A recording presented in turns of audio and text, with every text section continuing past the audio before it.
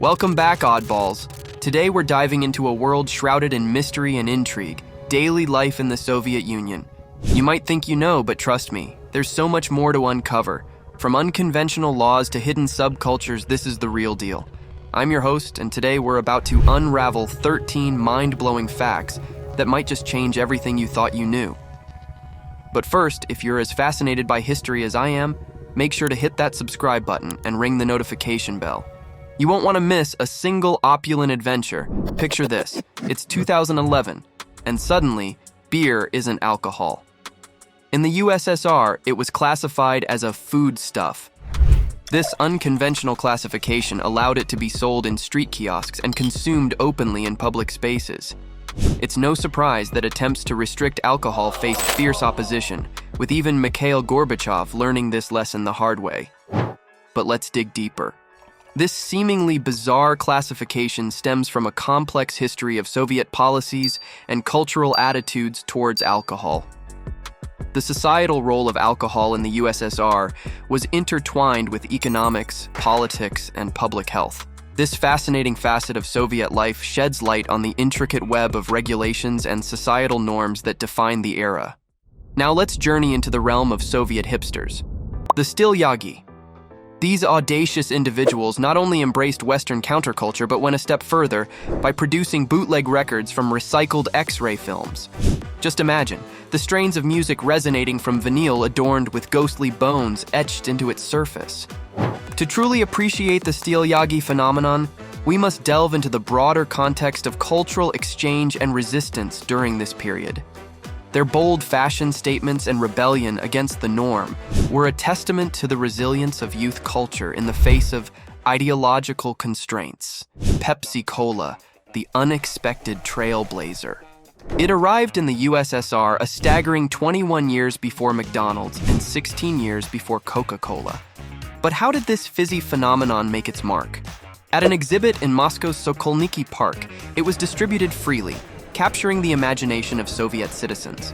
The story of Pepsi's entry into the Soviet market is a tale of international diplomacy, corporate strategy, and cultural exchange. It unveils a fascinating chapter in the global soft drink wars and provides insight into the evolving nature of consumerism in the USSR. Let's take a closer look at the automotive legacy of the Soviet Union. Car owners took immense pride in extending the lifespan of their vehicles, especially during the 1930s to the 1950s. The secret? Robust quality control and meticulous craftsmanship, resulting in cars with frames so thick they were virtually resistant to corrosion. This dedication to durability provides a window into the craftsmanship ethos that prevailed in Soviet industries.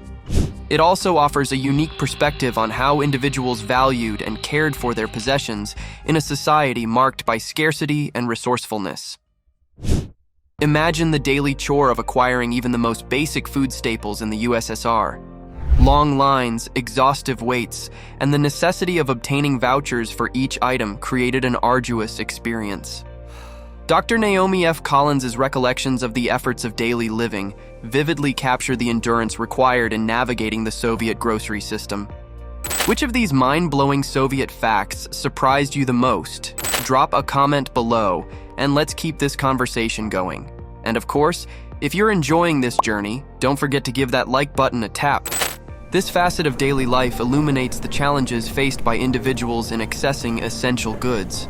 It also underscores the broader economic and logistical complexities that characterized the Soviet distribution system. Stalin's vision of communal cafeterias offers a fascinating glimpse into the ideological underpinnings of the Soviet regime. The notion that private kitchens and dining spaces were considered threats to the regime reveals the extent to which social engineering was embedded in Soviet policies.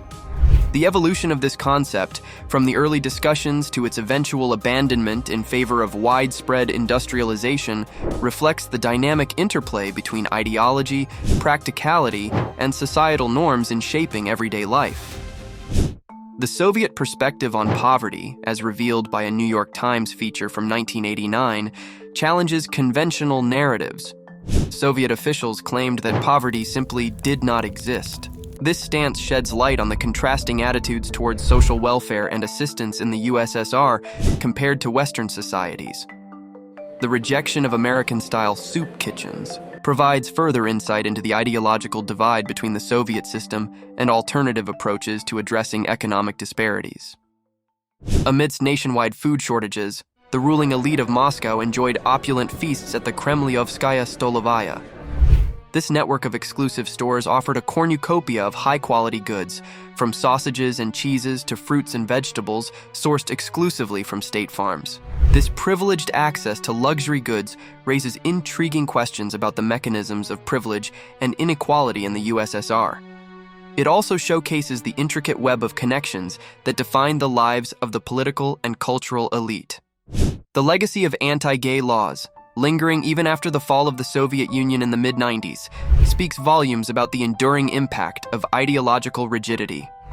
The persecution and marginalization of openly gay individuals paint a somber picture of the challenges faced by LGBTQ+ communities during this period.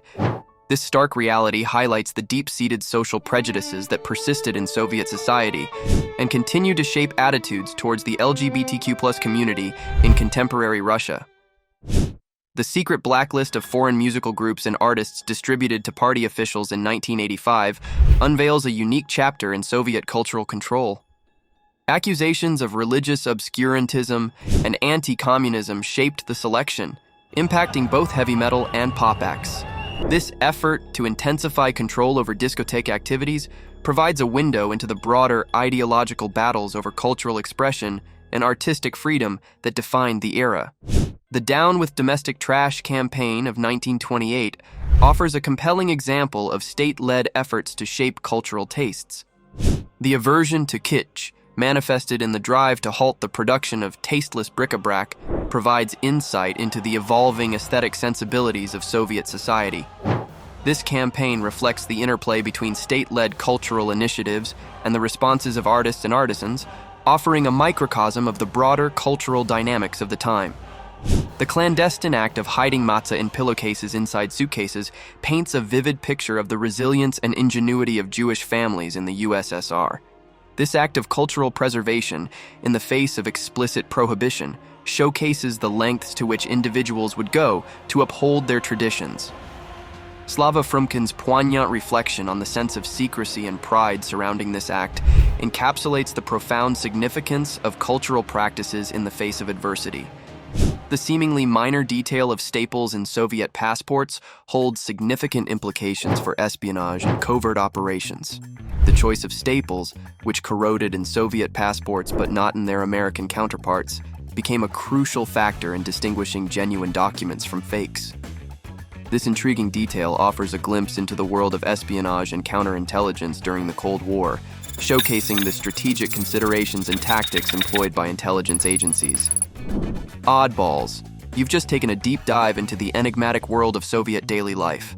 If this journey through history has left you wanting more, share with your fellow history enthusiasts, give that thumbs up, and hit subscribe so you never miss out on our next opulent exploration. And remember, ring that notification bell for the ultimate VIP pass to our future adventures.